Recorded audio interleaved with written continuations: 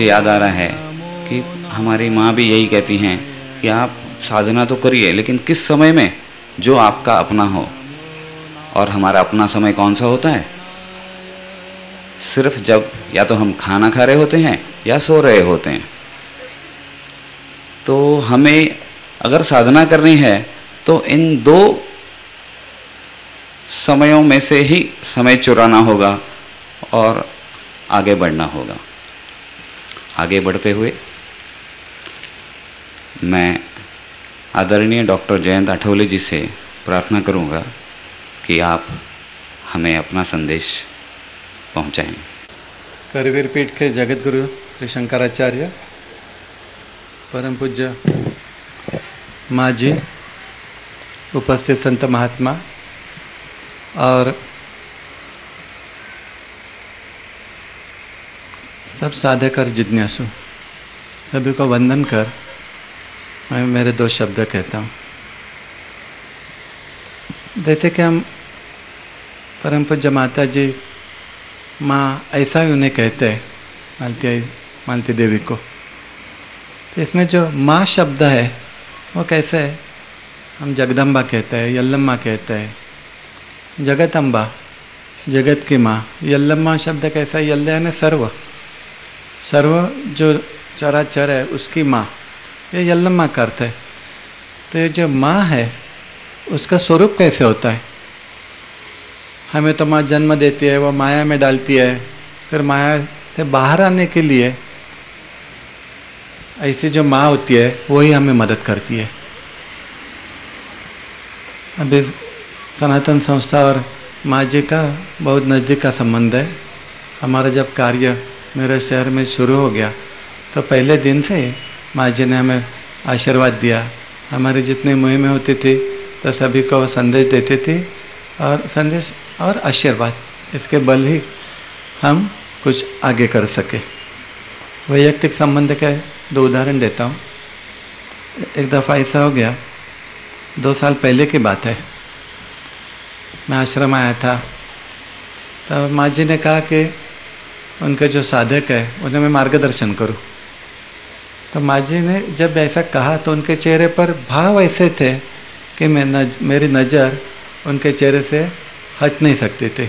1 minute, 2 minute, 3 minute, 5 minute, ऐसे 6-7 minute हो गए। फिर उनके एक जो साधिका है उन्होंने कहा, डॉक्टर साहब आप हमें मार्गदर्शन करने हैं कि आप माँ बेटे एक दूसरे के मुँह को देखते रहेंगे, क्योंकि वो साधिका को मालूम था मैं माँ जी का खुद को बेटा ही समझता हूँ। तो ऐसा जो प्रेम है माँ का, देखते रहो, बस बातें करने का सवाल ही नहीं पैदा होता। उनसे जो आनंद मिलता है, चैतन्य मिलता है, वो ग्रहण करना, इतना ही मैंने सीखा।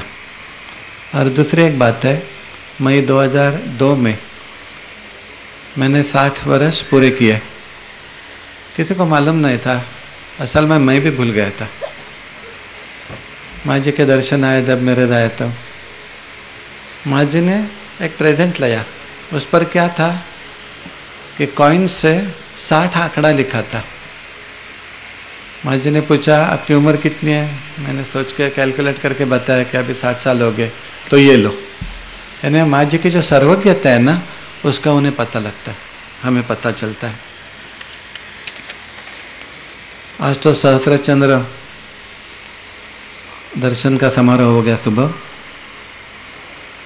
से। तो चंद्रमा हम देखते हैं, बहुत दफ़ा देखते हैं, लेकिन चंद्रमा शब्द का अर्थ क्या है? चंद्र यानी वात्सल्य, ममता और आह्लाददायकता। संस्कृत में जितने व्युत्पत्ति कोश है सभी में हर एक शब्द के अलग अलग व्युत्पत्ति दिए, लेकिन सिर्फ एक ही शब्द ऐसा है चंद्रमा जिसकी व्युत्पत्ति सभी ग्रंथों ने एक ही दी है। जो उसका अर्थ दिया है वो यही है, चंद्रमा यानी ममता, वात्सल्य और आह्लाददायकता। और ये तीनों गुण हमारी माँ में परिपूर्ण है, 100% है। इसके लिए चलो सहस्त्र चंद्र दर्शन समारोह आज हो गया। जब माँ का दर्शन होता है तो लाख लाख चंद्रों का दर्शन हो गया, ऐसा हमें महसूस होता है।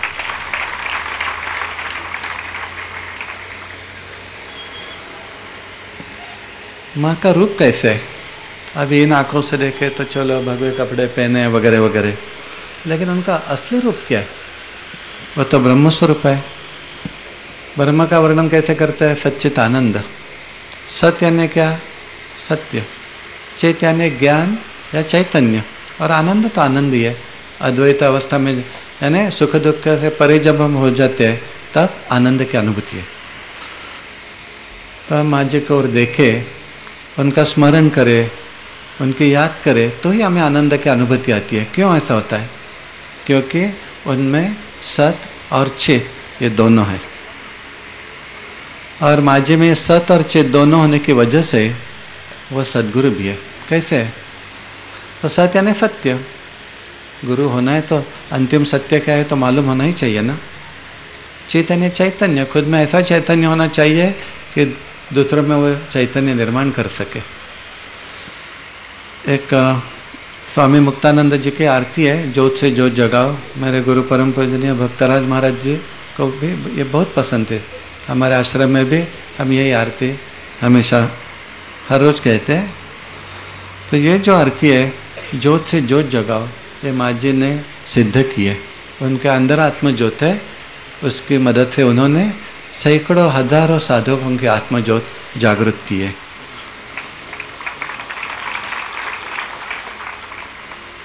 अभी तक मैंने जो कहा वो कैसे है? वो शब्दों में है, लेकिन शब्दों में कोई कितना भी माँ जी के बारे में कहे तो कुछ समझा नहीं ऐसा हो जाता। जैसे एक दरिया है, हम उसे ऊपर से ही देखते हैं तो कितना खोल है, समझता नहीं, और कब समझेगा? माँ जी का जो जीवन है, ये सच्चित आनंदमय जीवन, मैंने कहा ये भी क्या कि वो गुरु माउली है, नहीं तो उनकी ओर देखे तो एक दिव्य प्रभाव ऐसे दिखाई देता है, तेजोवलय है। लेकिन ये मैं कहूँ तो आपके लिए सिर्फ शब्द हो जाएंगे। कल ही कैसे हो गया, साधक दिंडी थी, जब मेरे शहर में आई, हमने सूक्ष्म परीक्षण किया हमारे साधकों ने, उन्हें क्या दिखाई देता? तो माँ जी तो आकाश तक पहुँची है, तो का आकाश है एवढा म्हणता। तो वैसे ही माँ जी का रूप हमारे 3 साधकों को दिखाई दिया। लेकिन ये क्या सुनने की बात है, ये अनुभूति की बात है। तो आपको भी क्या करना चाहिए कि तो शब्दों में कोई संत महात्मा कहते हैं तो ठीक है, आप कान से सुनेंगे, भूल भी जाएंगे, लेकिन संत महात्मा जो कोई कहते हैं वो आप अपने अंदर से, जीवात्मा से सुनने की, जानने की कोशिश करेंगे तो आपको ऐसी अनुभूति आती जाएगी। और उसके लिए मार्ग एक ही है। माँ जो सिखाती है हमें साधना किस तरह से करना, कैसे करना, कितने घंटे करना, वो हम करते जाएंगे तो हमें उसी तरह की अनुभूति जरूर आती रहेगी। मुझे भी आपके जैसे जो गुरुवरिष्ठ संत है उनका भाषण सुनने की बहुत इच्छा हो रही है। तो माँ जी को यही प्रार्थना करता हूँ कि आपका कृपा आशीर्वाद हमारे ऊपर सतत बरसाते रहे, ऐसे उनके चरणों में और उपस्थित संतों के चरणों में भी वंदन कर, और आप सभी को आध्यात्मिक उन्नति के लिए शुभेच्छा व्यक्त कर मैं प्रवचन समाप्त करता हूँ। नमस्कार। धन्यवाद डॉक्टर साहब। आज आपने हमारी माँ के और भी कई रूपों को हमारे सामने प्रस्तुत किया। हमारे को एक नई पहचान दिलवाई माँ की। वो चंद्रमा जैसी हैं, वो आह्लाददायक हैं, वे सच्चिदानंद हैं, और न जाने क्या क्या क्या। सच हमारी माँ कितनी विशाल हैं, हम शायद उनकी चरणों के पास बैठे समझ नहीं पाते। फिर यही मैं प्रार्थना करता रहूँगा कि हमें इस तरह की समझ देती रहे माँ। अब मैं परम पूज्य अदृश्य काट जी महाराज से विनती करूँगा कि वे यहाँ पर आकर अपना संदेश कहें। आदित्यवर्णं तमसः परस्तात् तमेव विधित्वा अतिमृत्युमेति नान्यपन्थ विद्यते अयनाय। ओम शांति शांति शांति। प्रातस्मरणीय गुरुचरणी वंदन करून आपण सर्वजण ज्यांच्या 81व्या जन्म उत्सवा निमित्ताने इथे सम्मिलित आहोत ते पूज्यपाद माताश्री व व्यासपीठावरील सर्व पूज्यपादांचे चरणी वंदन करून उपस्थित आपणा सर्वांना अनेक अभिवादन। आतापर्यंत आपण पूज्य माताजींचे भक्तमंडळी आणि संत मंडळी यांचे मनोगत ऐकलेले आहोत आणि आपल्या घरात गावात भरपूर जणांची आपण 50वी करत असतो, 61 करत असतो आणि 75 करत असतो, काय काय भरपूर करत असतो। त्या करण्यामध्ये आणि या करण्यामध्ये काय अंतर आहे हे आपण सर्वजण जाणलेले आहोत। कधी कधी घरात करावं लागते, करता करता मनातल्या मनात म्हणत असतात हे कधी जाते कोणास ठाऊक, असा बरीच लोक घरातल्या घरात म्हणत असतात। आता लोक काहीतरी म्हणतात म्हणून आम्ही आता करतोय 75 कर, पिढ्या कधी जाते कोणास ठाऊक असं मनातल्या मनातच म्हणत असतात। पण आज आपण जे करीत आहोत अत्यंत उत्साहाने आनंदाने, ज्यांचे प्रेम आपल्या सर्वांवर बरसत आहे आणि आपण पुनीत आहोत या भावनेने त्यांच्या चरणी नतमस्तक होऊन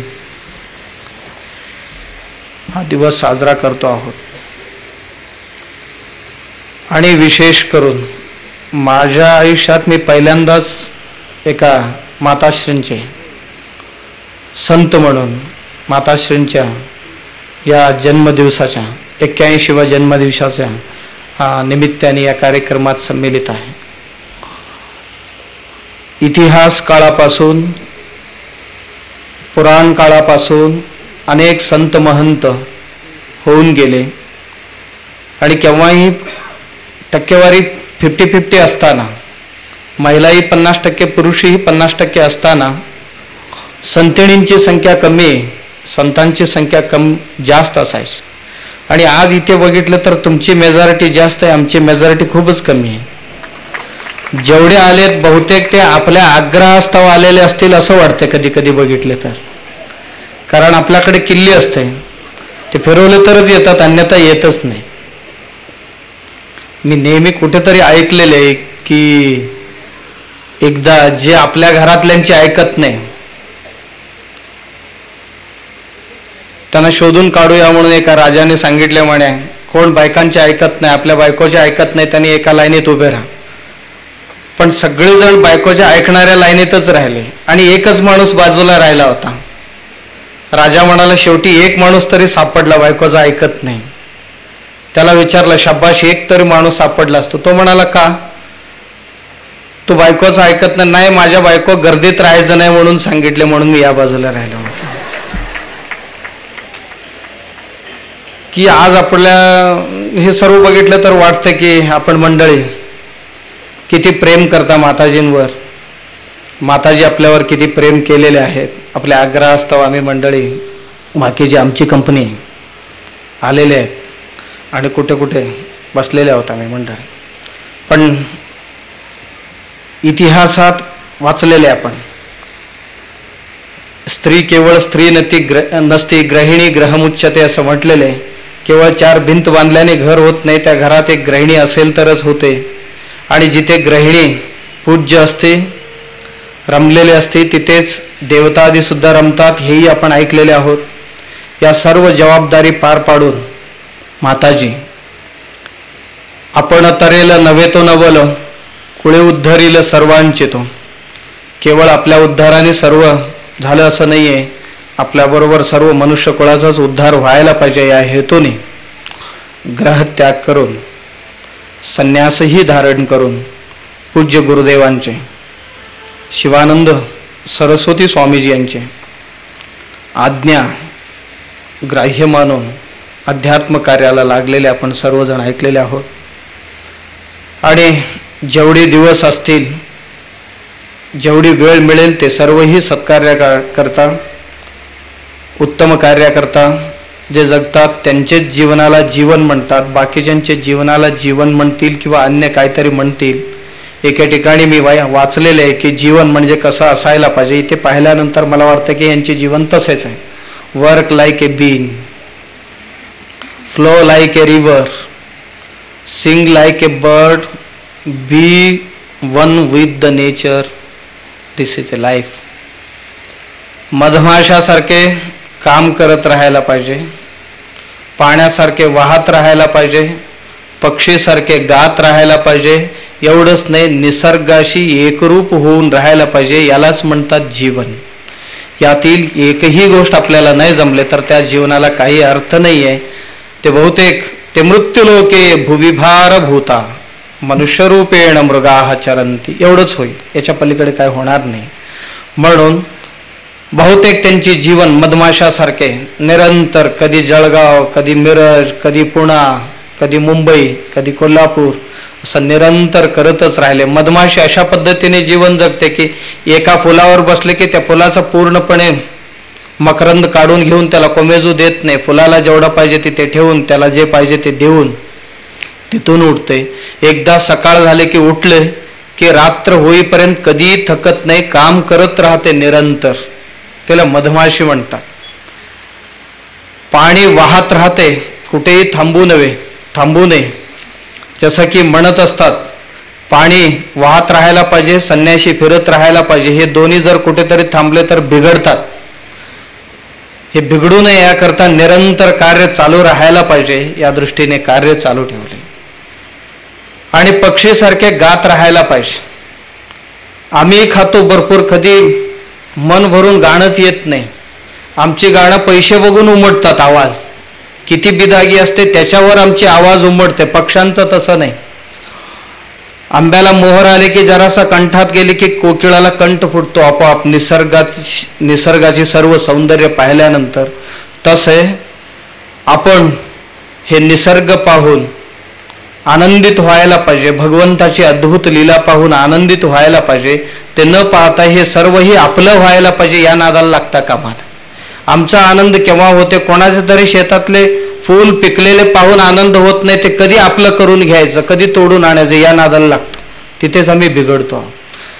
तसे न होता या निसर्ग पाहून अत्यंत आनंदात राहायला पाहिजे. अर्थार्थ तृप्त जीवन जगायला पाहिजे. त्या तृप्तीतच सर्व काही आहे. एवढंच नाही, be one with the nature. आपण निसर्गाशी एकरूप होऊन राहायला पाहिजे. याला जीवन म्हणतात. जीवन म्हणजे निसर्गाशी एकरूप होणे. निसर्गाशी आपण दूर चाललेले आहोत. या निसर्गात काय काय गोष्टी आहेत ते सर्वांनाही ज्ञात आहेत. आणि त्यातील कुठलीही घटना, कुठलीही गोष्ट बिघडणार नाही ह्याची जर आपण काळजी घेतली तर आपण निसर्गाशी एकरूप झालो असं समजायचं. आणि निसर्गाशी एकरूप होण्याकरताच उपदेश करत असतात साधू सत्पुरुष. तसेच माताश्री सुद्धा आपल्याला उपदेश केलेले असणार नक्कीच की निसर्गाशी सर्वांशी एकरूप होऊन आनंदाने राहायला शिकवलेले आहे. हिंदू धर्मात हे शिकवण दिलेले आहे. अन्यथा सर्वेत्र सुखिनः सन्तु सर्वे सन्तु निरामया सर्वे भद्राणि पश्यन्तु मा कश्चित् दुःखमाप्नुयात्. सर्वजण सुखी राहायला पाहिजे, सर्वांना चांगलं पाहायला मिळायला पाहिजे, सर्व निरोगी राहायला पाहिजे. हेच आमच्या शेजारची एवढीच राहू द्या आणि पलीकडचे असं नाही आहे. सर्वांबरोबर आमच्या जातीतले तेवढीच राहू द्या, दुसऱ्यांच्या जातीतले मरू द्या असं नाही. आमच्या लोकांना तेवढं स्वर्ग मिळणार आणि दुसऱ्या जातीतल्यांना मिळणार असं कुठेही म्हटलेलं नाही हिंदू धर्मात. हिंदू धर्मात सर्वेत्र सर्व लोकांना मिळावं, सर्वजण सुखी राहायला पाहिजे. तो कुठल्या जातीचं आहे, पंथाचं हे नाही बघितलं. आणि हे सर्वही ही शिकवण हिंदू धर्माने आपल्याला दिली. आणि हिंदू धर्माचार्य हे आम्हाला सांगतायत कुठलेही भेदभाव न करता. एका साधकेने सुरुवातीलाच सांगितले, मी एखादं 2 मिनिटं जादा होईल असं वाटतंय. 10 मिनिटं बोलायला पाहिजे होतं, 10 मिनिटं संपले असतील असंही मला वाटतंय.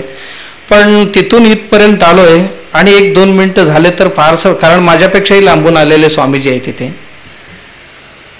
तर आपण या राष्ट्रात जन्माला आलेलो आहोत. हा राष्ट्र समृद्ध राहायला पाहिजे. या राष्ट्रात कुठेही विकृती निर्माण होणार नाही. मी मगाशीच म्हटलं की निसर्गाशी एकरूप म्हणजे या राष्ट्राशी एकरूप, राष्ट्रातील प्रत्येक घनसंपत्तीशी सूक्ष्म संपत्तीशी एकरूप होऊन राहणे या राष्ट्राचे प्रजेचे कर्तव्य, इथे प्रत्येक अध्यात्मवादी व्यक्तीची कर्तव्य. आणि आपली कर्तव्य आपण पार पाडत असताना अशी अवस्था झालेली आहे की आम्ही एकतर्फीच प्रेम करत चाललेलो आहोत, काय की असं होता कामा नये. आणि हे प्रेम दुतर्फी असावं, श्रद्धा दुतर्फी असावी. आणि आपली श्रद्धा मी बघितले माताश्रींना, आपल्या जीवनात आपण काही नाही केले तरी चालेल की अत्यंत दृढनिष्ठा आणि श्रद्धा ठेवून जर वाटचाल केली तर निश्चितच आपल्या जीवनात आपण खूप काही साध्य करू शकतो. आणि श्रद्धा एक जर नसेल या आध्यात्मिक कार्यात, विद्याबुद्धीची गरज नाही, श्रद्धेची खूप गरज आहे. आणि माताश्रीने आपली गुरूंवर जी श्रद्धा ठेवलेली आहे आणि त्या श्रद्धेची फळच आज जेवढे समोर पाहायला मिळते ते सर्वही श्रद्धेची फळ आहे. ते त्यांच्या गुरुवर श्रद्धा ठेवले होते म्हणून आपण माताश्रींवर श्रद्धा ठेवलेले आहात. एक घटना मी सांगतो आणि संपवतो. गावात रामकथा चालू होती, कथाकार कथा करत होते. गावात एकही घरात माणसं शिल्लक राहिलेली नव्हते. आणि एकच एक कुटुंब होता मेंढरे राखणाऱ्यांची. तो यजमान लवकर घरी येत नव्हता, त्यामुळे त्या घरातले कोणी कथा ऐकायला जात नव्हते. पत्नी म्हणाली, अहो गावातली सर्वजण जातात, तुम्ही एकटेच जात नाही गावात, तुम्ही पण उद्यापासून रामकथा ऐकायला जावा. तो म्हणाला, रामकथा म्हणजे काय, इथून सुरुवात केला. त्याला आपली बकरी आणि निसर्ग सोडले तर दुसरं काय माहीतच नव्हतं. पत्नी म्हणाली, काय असेल ते तिथे गेल्यानंतर कळते, संध्याकाळी लवकर आहे आणि कथेला जावा. ठीक आहे म्हटलं. 7ला आला. बायकोला म्हणाला, कितीला सुरू होते? 7ला सुरू होते, लवकर जावा. दारापर्यंत गेला, परत आला, कितीला संपते म्हणाला. पत्नी म्हणाली, 9ला संपते म्हणतात. मग 9ला संपते तर जेवूनच जातो की म्हटलं. बायको म्हटली, जेवून जायला परत वेळ नाही, तिथे गेल्यानंतर परत जेवणाचं आठवण व्हायला नको, अगदी निश्चिंतच होऊन जातो. पत्नी ताबडतोब त्याला जेवण करून वाढली. निघायलाच 8 वाजले त्याला. मग जाता जाता त्यांच्याशी बोलत बोलत प्रवचन मंडपाला पोचायला आणि प्रवचन ऐकून माणसं घराकडे परत निघायला. येणाऱ्यांना विचारला, वाटेत कुठे गेला होता? ते म्हणाले, कथा ऐकायला, रामकथा ऐकायला गेलो. काय झालं आज? ते म्हणाले, सीतापहरण झालेले. सीतापहरण म्हणजे काय विचारलं? सीतापहरण म्हणजे रावण नावाच्या राक्षसाने सीतादेवीला, त्या रामचंद्र प्रभूंच्या पत्नीला उचलून नेले. हे ऐकल्याबरोबर तो मेंढे राखणारा म्हटला, तुम्ही काय करत होता? तुम्ही काय करत होता? एवढी 10,000 माणसं, तुम्हाला शरम वाटली नाही? राक्षसाने दुसऱ्यांच्या बायकोला उचलून नेलं आणि तुम्ही सर्वजण बघत बसला होता. शरम वाटायला पाहिजे तुम्हाला. कोण तो सांगणारा? त्यालाही बघतो म्हणाला. तिथे जा, व्यासपीठावर आहेत. महाराज होते, त्यांचे पाया पडत होते लोक. महाराजांजवळ गेला, म्हणाला, महाराज काय झालं आज? सीतापहरण. तेच नव्हे, रावणाने नेले नव्हे त्या बाईला? होय नेले. मग तुम्ही काय करत होता म्हटलं. त्या महाराजांनाही म्हटलं. महाराजांना काय कळे ना, ही कथा आहे. कथा काय सांगताय? दुसरा माणूस येतोय, बाईला उचलून येतोय आणि तुम्ही कथा करत बसताय. काय वाटते की नाही तुमच्या जीवाला? जाऊ द्या, कुठल्या बाजूने गेले ते विचारलं. कथाकार म्हटलं, आता सुटका होते माझी, या बाजूने गेलेत बघ. जाता जाता म्हणाला, जर उद्या संध्याकाळपर्यंत त्या दोघांना व्यासपीठावर आणून हजर नाही केले तर माझा बाचा लेखच नव्हे मी म्हटलं. जाता जाता कथाकार म्हटले, एकदा जाऊ द्या, पिढा गेला. जाता जाता वाटेत विचारला, एक पुरुष आणि एक बाई गेले का इकडून? काय रस्त्यावरून जात नाही पुरुष आणि बाई? आताच गेले म्हणा. पुढे गेला. पुढे जाऊन विचारला, मग अशी तरी गेले इथून 2 जण. दुसऱ्या दिवशी दुपारी 12 वाजेपर्यंत चालत होता. तो मुग्ध होता, त्याला काही माहित नव्हतं. शेवटी पार्वती मातेला दया आले म्हणे, हा मुग्ध आम्ही जर गप बसलो तर असंच चालत राहील मरेपर्यंत. शंकर भगवंताला म्हटले. शंकर भगवंत म्हणाले, ते गिरायक आपल्यातलं नाहीये, ऐकून घेण्याच्या मनस्थितीतलं नाहीये. नाही, काही असलं तरी त्याला परत पाठवायलाच पाहिजे. समजवा त्याला, काहीतरी समजावून घेण्याचा पलीकडचा आहे तो दोघेही सापडल्याशिवाय परतत नाही. मग असं करूया, तुम्ही व्हा रावण, मी होते सीता, आणि प्रत्यक्ष होऊया त्याच्या समोर आणि एकदा जाऊ दे त्याला परत. इतकं सोपं नाही, तू म्हणतीस तितकं. भलतच काहीतरी होईल नंतर. तू म्हणतीस तर जाऊया. तेही म्हटले, तू म्हणतीस तर जाऊया. आले दोघे. हे झाले रावण, त्या झाले सीता. हजर झाले. हे थांबा म्हणाला जाऊन. रावण काय? तो होय म्हणा. सीताबाई तूच का? होय. मागे वळायचं म्हटलं. कुठे? जिथनं आणलाय तिथे घेऊन जायचं म्हणाल. मग नाही नेलं तर काय करशील? काठी बघ म्हटलं. घोंगडी एक, काठी एक हातात, काठी बघ म्हटलं. बिन बोलताच दोघेही मागे फिरले. पार्वती म्हटली, कुठपर्यंत जायचं? तुला आधीच सांगितलेलं नव्हतं ह्यांच्या या भानगडीत पडायला नको म्हणून. आता जिथपर्यंत म्हणेल तिथपर्यंत चालत जायला पाहिजे. संध्याकाळपर्यंत त्यानं आणला त्या व्यासपीठावर. कथा चालू होती, पाठीमागून आला, इथे नाही थांबायचं, व्यासपीठावर जायचं. व्यासपीठावर आणला. महाराज थांबा जरा म्हटलं. महाराजांचं प्रवचन थांबला. उभा राहा इथे. उभं केला त्यानं. रावणाला म्हटला, मी म्हणतो तसं म्हण. एकदा मी केले ते चूक झाली, इथून पुढे आयुष्यात असला चूक कधीच करणार नाही म्हणून दंडवत घाल त्याला म्हटलं. भगवंत म्हटले, हिला दंडवत घालायचं मी आत्ता कसं जमणार म्हटलं. मंडळी त्यांची कसं दंडवत घालणार? लागलं तर मी त्या महाराजांना घालतो करे, हिला काय दंडवत घालणार? का लाज वाटतं का तुला? करताना लाज वाटलं नाही तुला? दंडवत घाल. पार्वती म्हटली, यापेक्षा आपलं रूप प्रकट करूया आणि मोकळं होऊया, नाहीतर हा गिराक काय आपल्याला सोडणाऱ्यापैकी नाही. शेवटी दोघेही शिवपार्वती आपले रूप प्रत्यक्ष केले, रूप प्रकट केले आणि म्हणाले, या मुग्ध भक्तांच्या आलो आम्ही. प्रवचनकार महाराज उठले, दंडवत घातले उठून. कोणाला? देवाना नव्हे, त्याला. बाबा रे, एवढं वर्ष प्रवचन करत होतो, एकदाही देव भेटला नव्हता. पहिल्या दिवशी गेलास तर देवालाच घेऊन आलास.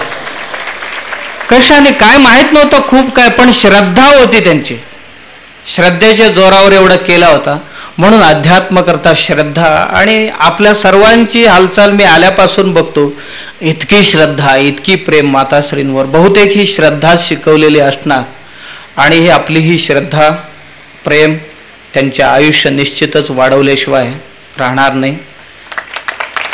आणि त्यांना भगवंत स्वामी शिवानंदजी महाराज आयुरारोग्य, आध्यात्मिक संपत्ती प्रदान करतील अशी आपण ईश्वराचरणी प्रार्थना करूया. निसर्गाशी एक रूप व्हा,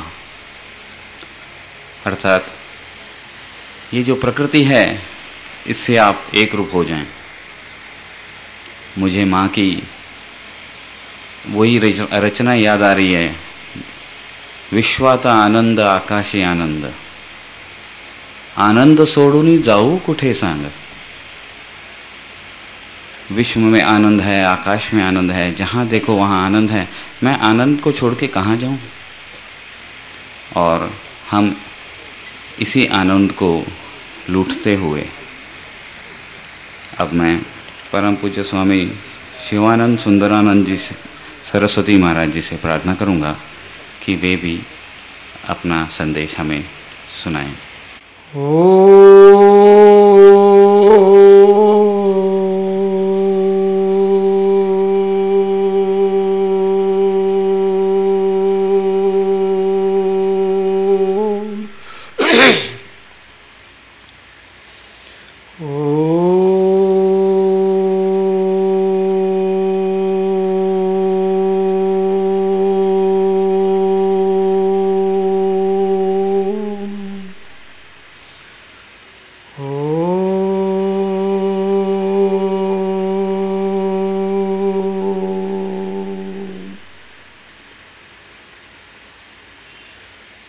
ब्रह्मा गुरुर्विष्णु गुरुर्देवो महेश्वर गुरु साक्षात् परब्रह्म तस्मै श्री गुरवे नमः. तस्मै श्री गुरवे नमः. गजाननं भूतगणातिसेवितं कपित्वजम्बूफलसारभक्षितम् उमासुतं शोकविनाशकारणं नमामि विघ्नेश्वरपादपङ्कजम्. शिवानन्दाय विष्णुरूपाय शिवानंदरूपाय विष्णवे नमो वै ब्रह्मनिधये शिवानन्दाय नमो नमः। शिवानन्दाय नमो नमः। अज्ञानतिमिरान्धस्य ज्ञानाञ्जनशलाकया चक्षुरुन्मीलितं येन तस्मै श्रीगुरवे नमः। तस्मै श्रीगुरवे नमः। ध्यानमूलं गुरोर्मूर्तिः पूजामूलं गुरोर्पदम् मंत्रमूलं गुरोर्वाक्यं मोक्षमूलं गुरोर्कृपा। मोक्षमूलं गुरोर्कृपा। सदाशिवसमारम्भां शङ्कराचार्यमध्यमाम् अस्मदाचार्यपर्यन्तां वन्दे शिवानन्दगुरुपरम्परां। वन्दे शिवानन्दगुरुपरम्परां। जय बोलो सद्गुरु शिवानंद भगवान की जय। बोलो श्री स्वामी चिदानंद जी महाराज की जय। बोलो योग योगेश्वरी माता जी की। As usual, I am going to sing one or two kirtans. I request all of you to repeat the same with full voice. जिस हाल में, जिस देश में, जिस वेश में रहो,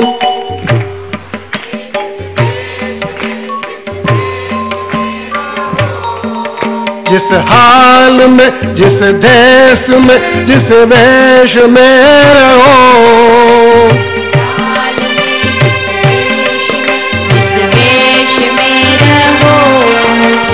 शिवानंद शिवानंद शिवानंद कहो। शिवानंद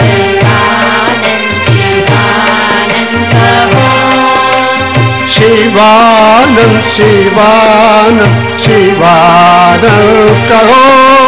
शिवानंद शिवानंद शिवानंद कहो।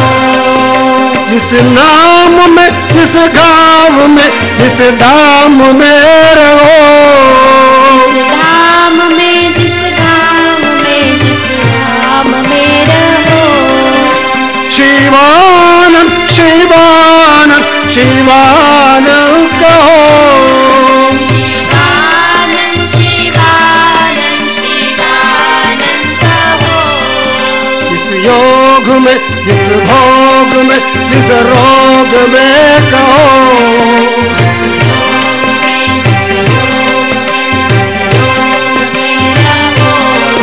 जिस योग में, जिस भोग में, जिस रोग में रहो, जिस योग में, जिस भोग में, जिस रोग में रहो, शिवानंद शिवानंद शिवानंद कहो। शिवानंद शिवानंद शिवानंद कहो। जिस हाल में, जिस देश में, जिस वेश में रहो, जिस हाल में, जिस वेश में रहो, शिवानंद शिवानंद शिवानंद कहो। शिवानंद शिवानंद शिवानंद कहो। जय भोलो सद्गुरु शिवानंद भगवान की। और ये कीर्तन सद्गुरुदेव सद्गुरुदेव सद्गुरुदेव पाहि मां। सद्गुरुदेव सद्गुरुदेव सद्गुरुदेव पाहि मां। सद्गुरुदेव सद्गुरुदेव सद्गुरुदेव पाहि मां। सद्गुरुदेव सद्गुरुदेव सद्गुरुदेव पाहि मां। सद्गुरुनाथ सद्गुरुनाथ सद्गुरुनाथ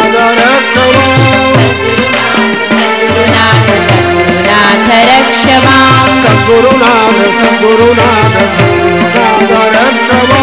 Sadgurunath, Sadgurunath, Sadgurunath, Rakshama. Shivananda, Shivananda, Shivananda Namo Namo. Shivananda, Shivananda, Shivananda, Namo Namo.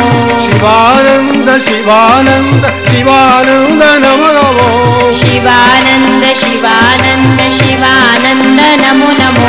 Shivananda, Shivananda, Shivananda Charanamo. Shivananda, Shivananda, Shivananda, Charanamo. Shivananda, Shivananda, Shivananda Charanamo. Shivananda, Shivananda, Shivananda, Charanamo.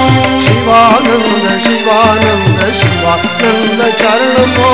Shivananda, Shivananda, Shivananda, Charanamo. Jai Bolo Sadguru Shivananda Bhagavan ki. Jai. Blessed Immortal Atman, I am immensely happy to participate in the happy and holy occasion of Sahasra Chandra Darshan Mahotsava. Suddenly I am receiving a phone call from Pondicherry 4 days before. Swamiji, I am Dharmadhikari, I am speaking from Pondicherry, he told me. He requested me to participate in the holy occasion because it's a rare occasion for you to receive the blessings from Puja Mataji. We have already visited this center along with Swami Vimalanandaji Maharaj, one who is the founder of Shivananda Tapovanam Madurai and Shivananda Foundation Chennai. He became the disciple of Guru Maharaj in the year 1948. From that day onwards, till his last Samadhi day, 11/1/2001, he was very much devoted to Gurudev and he got the blessings of Gurudev fully and he worked for him and he has attained his lotus feet. Why I am telling this? Guru's grace is sufficient, alone is sufficient for us to get realization in this very birth. His Mahima is Apara Mahima. So I am not a professor. I don't know anything. But I am standing before you only because of Gurudev's grace. I got sannyasa initiation on 28/6/2001 by Pujya Swami Chidanandaji Maharaj. Why I am telling this? Everything is a great miracle. We are not doing anything. We are only the instrument in his hands. If you recite his name, if you see his picture, if you prostrate before him, his grace is coming to us. But we want only Viswas, total surrender. If you surrender everything to him, he will take care of us, like Mataji. Here I am seeing all the devotees with full devotion, dedication. So all are receiving Mataji's blessings and we are leading a very happy and peaceful life. So after receiving a phone call from Dharmadhikari, I myself decided to participate in this function. Immediately I myself arranged for this reservation and all that. I myself arranged a special puja for the health and long life of Mataji at Meenakshi temple. I brought only prasad of Ma Meenakshi and also a beautiful vigraham of Meenakshi. Now I am going to offer the same on behalf of all of you and also Shivananda Foundation and Shivananda Tapovanam of Madurai. We pray our worshipful Guru Bhagavan, Swami Shivanandaji Maharaj and Parama Pujaniya Swami Chidanandaji Maharaj for the sound health, long life, peace, bliss of our Pujya Mataji. We all pray to Gurudev for the health and long life of Mataji. Long live Yoga Yogeshwari Mataji. Long live Yoga Yogeshwari Mataji. This is my prayer. Now I am going to offer this prasad to Mataji on behalf of all of you. Hari Om. यत्सामकायन्नास्ते हा ऊहा ऊहा अहमन्नमहमन्नमहमन्नम् अहमन्नादो अहमन्नादो अहमन्नादः अगग्यश्लोकगृ अगग्यश्लोकगृ अगग्यश्लोकगृ अहमस्मि प्रजमदहर्तास्याहं पूर्वं देवेभ्यो अमृतस्य नाभायि यो मा ददायि सयि देवमावाह अहमन्नमन्नमदन्तमात्मी अहं विश्वं भुवनमव्यभवां सुवर्णज्योतिः एवं वेद इत्युपनिषत् ॐ शान्ति शान्ति शान्तिः हरि ओम् ॐ नमो नारायणाय ॐ नमो नारायणाय ॐ नमो नारायणाय ॐ नमो नारायणाय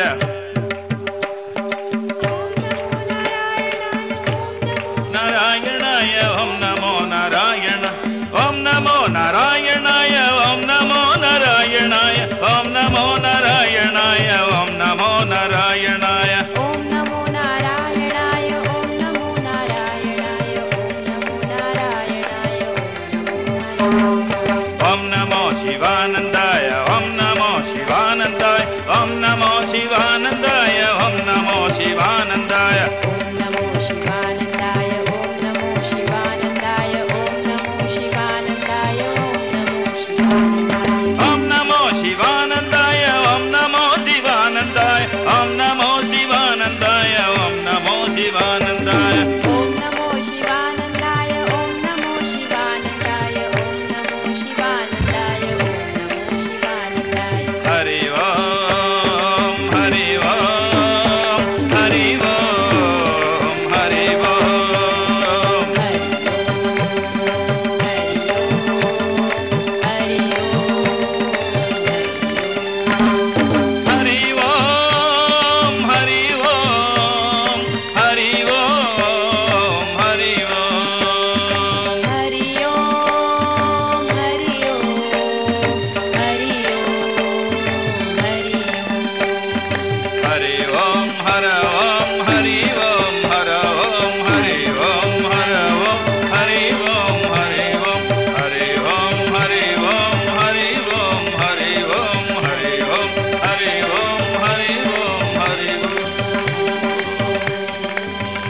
तो अभी आपने दिव्य संकीर्तन और मंत्रोच्चार का आनंद उठाया। एक अलग सी चैतन्य की लहर दौड़ गई सब जगह। इसी लहर को आगे बढ़ाते हुए मैं परम पूज्य स्वामी प्रेमानंद सरस्वती जी महाराज से प्रार्थना करूंगा कि वे हमें अपना संदेश दें।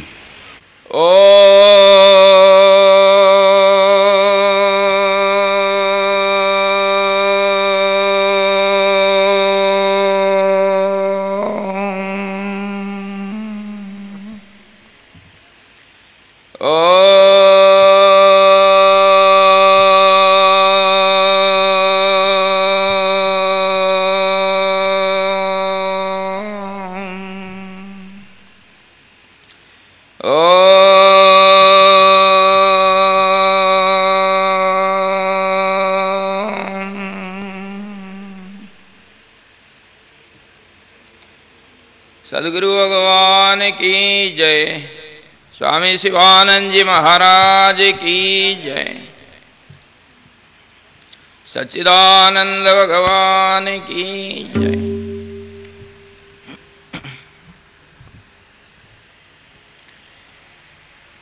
उपस्थित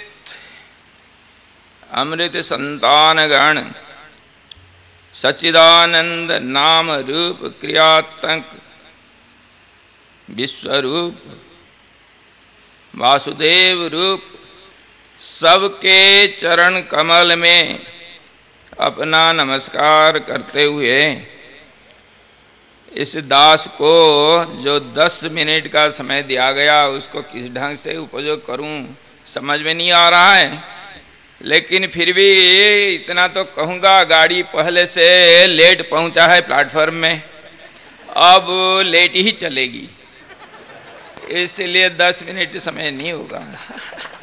हरिओम। दूसरे गाड़ियों को समय देना है, क्या करें। अब इतने ही कहना है।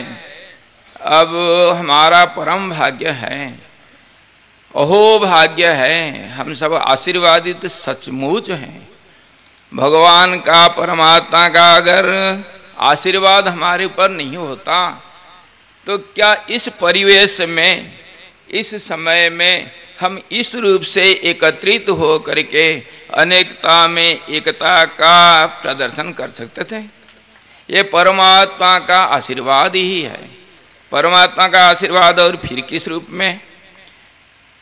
देखो, संत समागम हरि कथा तुलसी दुर्लभ दोई, ये दोनों यही है। ये भी तो भगवान के आशीर्वाद से ही मिलता है। और दुर्लभ तो सबसे बड़ा दुर्लभ चीज ये है,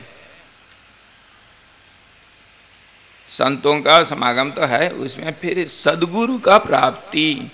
दुर्लभ तो मनुष्य जीवन है, और दुर्लभ मनुष्य जीवन में फिर जिज्ञासु होना, और तो बहुत चीज़ें दुर्लभ हैं। जिज्ञासु हो करके उस मार्ग में मार्गी होना, और उसमें फिर सद्गुरु का आशीर्वाद पा लेना, ये तो बड़ा दुर्लभ चीज़ है। और ये दुर्लभ चीज़ को प्राप्त करते हुए हम लोग कैसा आशीर्वादित नहीं है? आशीर्वाद भरपूर है, भरपूर है, भरपूर है। गुरुदेव स्वामी शिवानंद जी महाराज, सच्चिदानंद भगवान, मालती माता जी का रूप में परमात्मा साक्षात प्रकट हो रखा है, प्रकट हो रखा है। इसका स्थिति में थोड़ा 2 मिनट में इसकी स्थिति में समाज के अंदर किस प्रकार है, मैं सोच रहा था बोलने के लिए, थोड़ा बोल देता हूँ। समय अगर ज़्यादा हो जाएगा माफ़ी चाहता हूँ। आनंद का सागर लहरा रहा है, परमानंद का अखंड अखंड असीम आनंद घन का सागर लहरा रहा है। उसके बीच में घनीभूत आनंद है, जैसे हमारे ब्लैक होल अभी साइंटिस्ट लोग बोलते हैं, ऐसा ही है। और उसी के अन्वेषण में हम सब राह में चल चुके हैं, लेकिन मार्ग कहाँ है? मार्गदर्शन करेंगे ना संतगण, मार्गदर्शन करेंगे। हम मार्गी होंगे तभी तो मार्गदर्शन करेंगे। हम मार्गी तो हैं, लेकिन थोड़ा पथभ्रष्ट हो रहे हैं कहीं कहीं। हमारा स्थिति भी कैसा है हम बताते हैं। उस तरफ तो है अनंत अखंड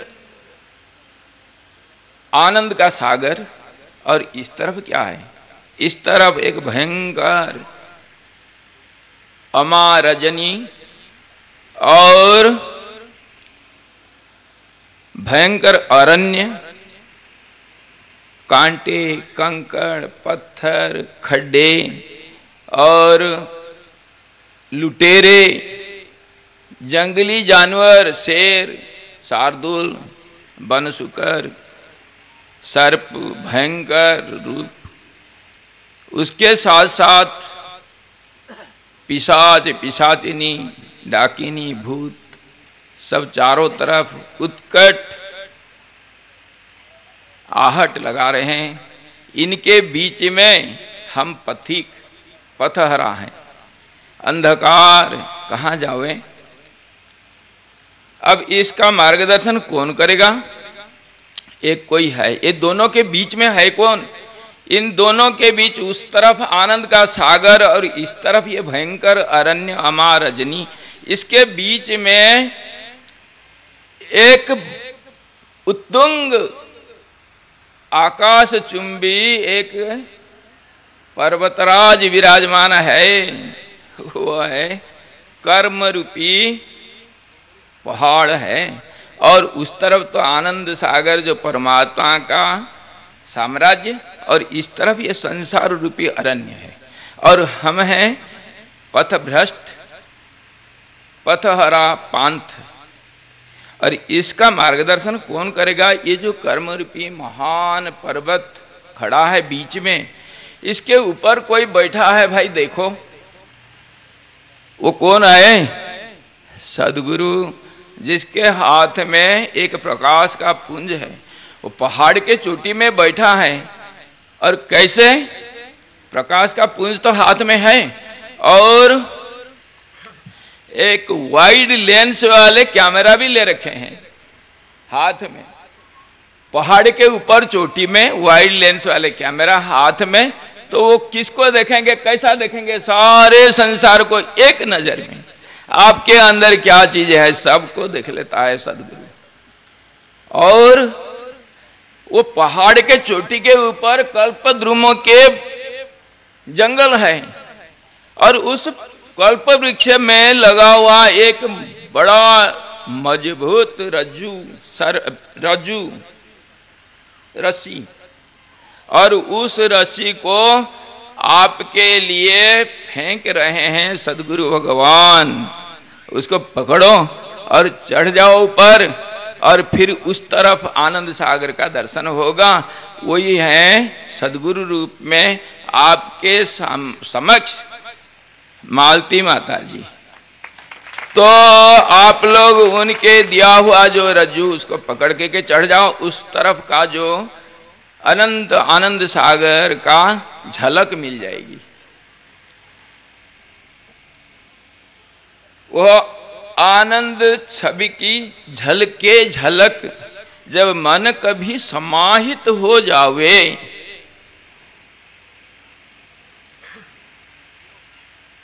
अखंड आनंद का जो रोमांच भरा जो आनंद, उसका जो आनंद का जो लहर लहरा रहे हैं, गुरु जी का आज्ञा ले करके उसमें जा करके टकरा जाओ, एक हो जाओ। यही आशीर्वाद गुरु जी के चरण से आप लोगों को सबको मिले। हम भी आपके साथी हैं। और माता जी एक सदगुरु के रूप में इस समाज में उनकी स्थिति कैसे है, जैसे बहुत संतों ने बताए हैं, फिर भी मैं जल्दी से जल्दी आपको यादगारी दे रहा हूँ। कैसे? जैसे गंगा जी का धारा, आप कितने भी गंदगी ला करके उस गंगा जी में डाल दो, वो क्या गंदगी को देखेगी? वो तो सबको अपना लेकर के उसको पवित्र बना देगी। शरण में चली जाओ। वो एक स्पर्शकांत मणि, वो क्या लोहे को परखेगी कि ये कैसे लोहा है? आते ही उसको सोना बना देगी। चले जाओ शरण में। और सूरज, ज्ञान का सूरज, वो क्या कभी अपने किरण को कभी गंदगी के ऊपर डालूं या गंगा जी के ऊपर डालूं, सोने के ऊपर डालूं या मिट्टी के ऊपर डालूं, ऐसा क्या सोचता है सूरज कभी? सदगुरु का स्थिति ऐसे ही है। उसके शरण में जाना ही चाहिए। समाज में उनकी खाली स्थिति मात्र ही कल्याणकारी है। स्थिति मात्र ही, आप नहीं जाने पर भी आपको उसके उपस्थिति का लाभ मिलेगा ही मिलेगा। मैं गारंटी कार्ड आपको दूंगा। कैसे? जैसे मान लो एक अंधा अगर सूरज को नहीं देखता है, क्या सूरज उसको तपाएगा नहीं? अनिच्छन भी संस्पृष्टो दह्यते वही पावक। अगर पावक को, अग्नि को अगर बिना इच्छा से कोई बच्चा स्पर्श कर लेता है तो उसको क्या अग्नि दहन करते बिना छोड़ देगा? तो आप लोग नहीं जाते हुए भी गुरुचरण में, गुरुचरण का महिमा इतना पार है, इतना पार है, आपको खींच करके ले लगा भाई, बड़ा भारी एक चुंबक है। तो उसकी स्थिति ऐसा है समाज के लिए। संतों का स्थिति, सदगुरुओं का स्थिति ऐसी ही है। तो इस ढंग से हम मालती माता जी को, जो एक फूल है, मालती मतलब फूल है, और वो फूल खिल चुका है, फूल खिल करके उसका सुगंध गंध वह में मिल चुका है भाई, गंध वह में मिल चुका है, पवन में मिल चुका है। अब नाक तो खोलो, है सूंघो तो उसको, अरे भंवरो आ जाओ भाई, उस फूल का सुगंध को सूंघने का अवसर प्राप्त करो। गुरुचरण में मेरे प्रार्थना यही है, सदगुरु भगवान का आशीर्वाद तो है ही, हम आशीर्वादित है ही, फिर भी जितने भी अमृत पान करेंगे क्या तृप्ति कभी होती है? हर जगह पर तृप्ति, अमृत तृप्ति के लिए कहा गया है, शास्त्रों में कहा गया है संतुष्ट रहना चाहिए, लेकिन यहाँ संतुष्टि का कोई अवसर नहीं है। हम असंतुष्ट रहेंगे, इस अमृत को पान करते रहेंगे। और ऐसे अगर इनके ऐसे सद्गुरुओं का शरीर, ये जो स्थूल शरीर, ये अगर समाज में रहेगा, नहीं रहने पर भी कोई बात नहीं, वो काम तो करेगा ही करेगा, हर जगह पर, हर किस्म से, हर समय में ये काम करते रहेगा। लेकिन फिर भी हमारी यही प्रार्थना है कि ये स्थूल शरीर, जिसके प्रति ये स्थूल ममता भी है भक्त लोगों का, उस ममता को मर्यादा देते हुए भगवान ये स्थूल शरीर को भी कम से कम तो 108 तक पहुंचा दो यार, भगवान पहुंचा दो। और फिर वो हमारे लिए एक नाव बन जाएगी, और समुद्र को, संसार रूपी समुद्र को पार कर देने के लिए कोई तो अपने आप पार हो जाता है, लेकिन नाव तो हजारों को, लाखों को पार करना ही उसका काम है। सज्जन संगति रेखा भवति भवार्णव क्षणम, यह सज्जन संगति रेखा भवति भवार्णव तरणे नौका। ऐसा नौका की स्थिति हमारे अंदर हमेशा के लिए रहे, तो यही तो कामना है। कुछ नहीं हुआ तो अरे यार 108 सही है गुरुदेव, ऐसा ही प्रार्थना है चरण में। हरिओम तत्सत्। सद्गुरु भगवान की जय। अब मैं परम पूज्य स्वामी स्वरूपानंद सरस्वती जी महाराज से प्रार्थना करूंगा कि वे अपना संदेश हमें दें। स्वामी जी। सदाशिवसमारम्भां शङ्कराचार्यमध्यमाम् अस्मदाचार्यपर्यन्तां वन्दे गुरुपरम्पराम्। श्रुतिस्मृतिपुराणानाम् आलयं करुणालयं नमामि भगवत्पादं शङ्करं लोकशङ्करम्। शङ्करं शङ्कराचार्यं केशवं बादरायणं सूत्रभाष्यकृतौ वन्दे भगवन्तौ पुनः पुनः। ईश्वरो गुरुरात्मेति मूर्तिभेदविभागिने व्योमवद्व्यापयः सर्वं तस्मै श्रीगुरवे नमः।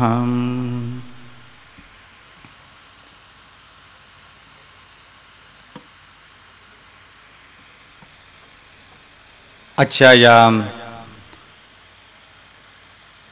सहस्त्रचंद्र दर्शनाच्या योगाच्या निमित्तानं उत्सव मूर्ती आदरणीय मालतीजी, परमश्रद्धेय करवैर पीठाधीश शंकराचार्य, सर्व महात्मा आणि या निमित्तानं उपस्थित असलेले सर्व भक्तगण,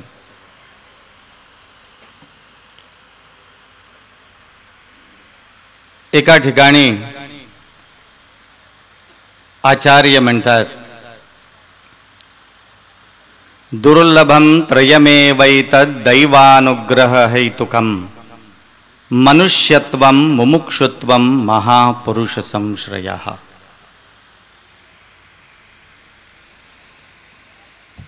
या जगामध्ये कोणत्याही जीवाला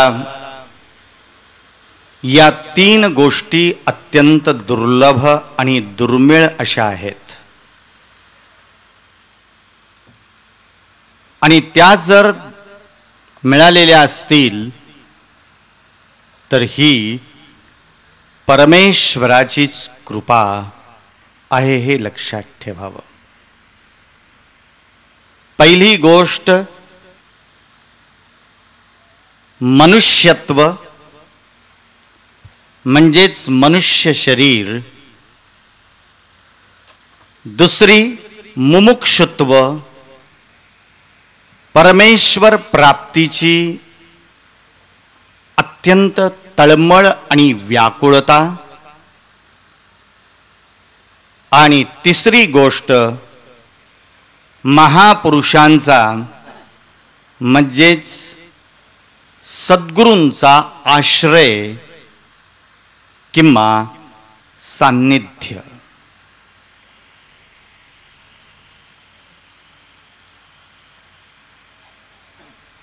या विश्वामध्ये अनेक कृमी, कीटक, पशु पक्ष्यांच्या प्रमाणे अनंत कोटी असे जीव आहेत, परंतु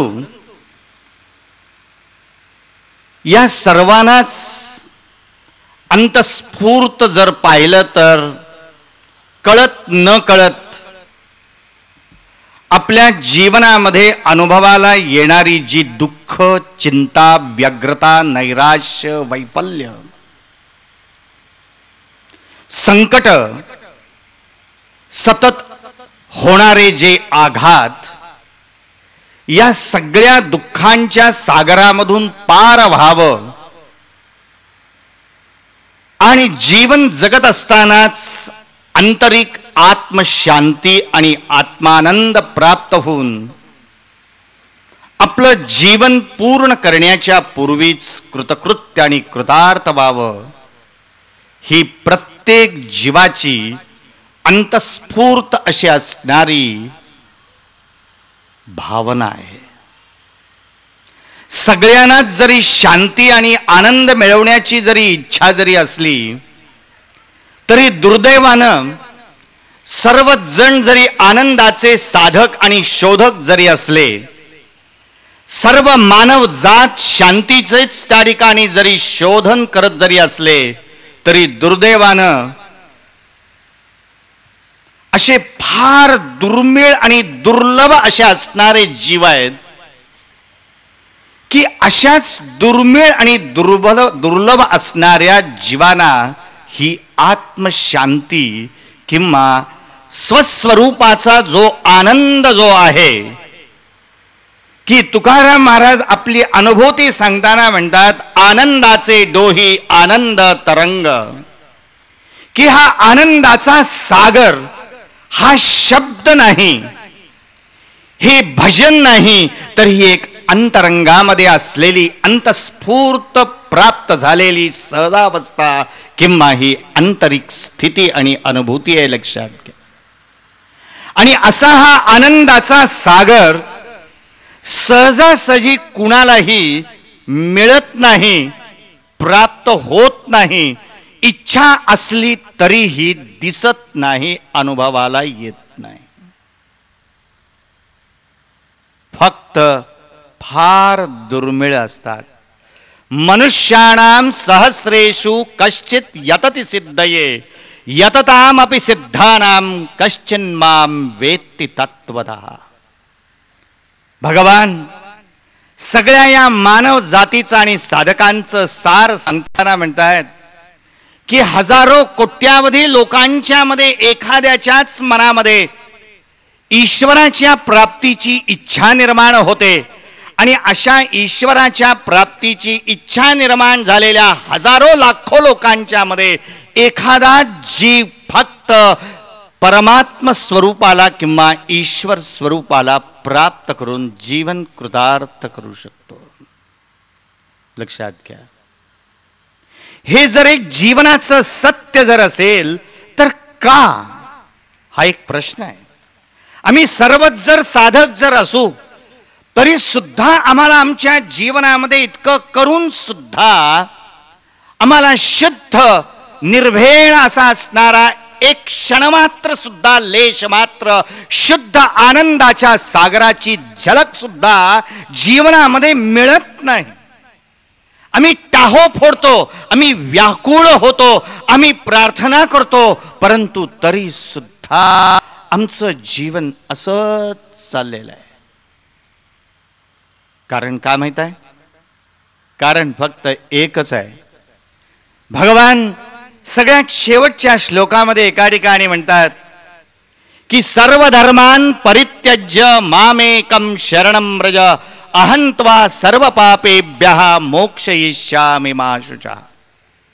अर्जुना, नव्हे कोणत्याही मनुष्याला जर ही आत्मशांती, निरतिशय शुद्ध अशा असणाऱ्या शांतीची आणि आनंदाच्या सागराची अनुभूती जर पाहिजे असेल तर अर्जुना लक्षात घे, कितीही जरी साधना जरी केलीस तरी ती साधना फार कमी आहे. लक्षात घे.